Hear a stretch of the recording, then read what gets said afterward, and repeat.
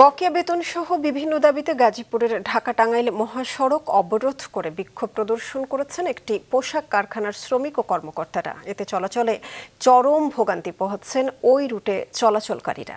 গাজীপুর প্রতিনিধি ফারদিন ফেরদৌসের পাঠানো তথ্য ছবিতে ডেস্ক রিপোর্ট। গাজীপুরের কালিয়াকৈরের চন্দ্রায় ঢাকা-টাঙ্গাইল মহাসড়কে সকাল থেকে অবস্থান নেন মাহমুদ জিন্স কারখানার শ্রমিক ও কর্মকর্তারা। শ্রমিকদের অভিযোগ, ১ মাসের বকেয়া ও সার্ভিস বেনিফিট পাননি তারা। এছাড়া ক্ষেত্রবিশেষে ৬ থেকে ৯ মাস বেতন না পাওয়ার অভিযোগ করেছেন কর্মকর্তারা। কথা দিয়ে কথা রাখলো না, মালিক পক্ষ যদি এরকম করে তাহলে আমরা সাধারণ শ্রমিক আমরা কি করতে পারি?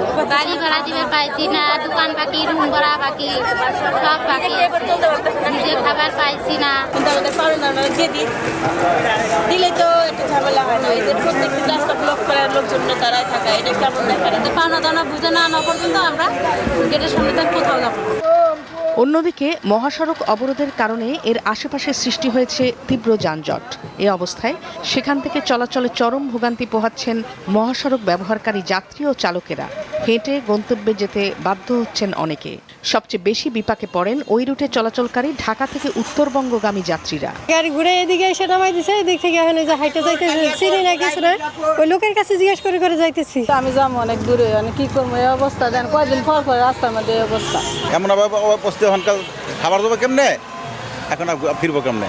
চাউলের বস্তা, এই যে কাপড়ের ব্যাগ, তারপরে এই যে তুষকেরা নিয়ে যাইতেছে মাথায় নিয়ে, মানুষের অনেক কষ্ট। যদি 300 টাকা ভাড়ালে যাত্রী ভাই 100 টাকা আমার ফেরত দিতে হয় ভাই। যাত্রীর বড় সমস্যা, যাত্রীর বিভ্রান্তি। এই আঙ্কেল যাবে ঢাকা গাপ তোলে, আমি নামা দিচ্ছি চান্দোরা, কারণ ওনার সাথে আমার দরকার লাগতেছে, ওনার সময় নষ্ট, টাকা নষ্ট। এইভাবে রাস্তা বন্ধ দেখে গাড়ি মালিকরে বুঝাই দিয়ে এই যে দেশের বাড়ি চলে যেতেছে। শিল্প পুলিশ জানিয়েছে, মালিকপক্ষ ও বিক্ষুব্ধ শ্রমিকদের সঙ্গে কথা বলে মহাসড়কে যান চলাচল স্বাভাবিক করার চেষ্টা করা হচ্ছে। আমরাও যে খুব বেশি মালিক পক্ষ হয়ে শ্রমিকদেরকে বোঝাবো সেই অবস্থাটাতে আমরা নেই। এমত অবস্থায় তারপরে আমরা শ্রমিক ভাইদেরকে বোঝাচ্ছি যেন জনগণের কষ্ট না হয়, আপনারা একটু ধৈর্য ধরেন, যে কোনো সমস্যা হলে তো ধৈর্য ধরে মোকাবেলা করতে হবে।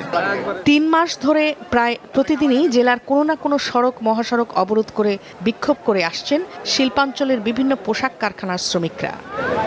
মাছরাঙা নিউজ ডেস্ক।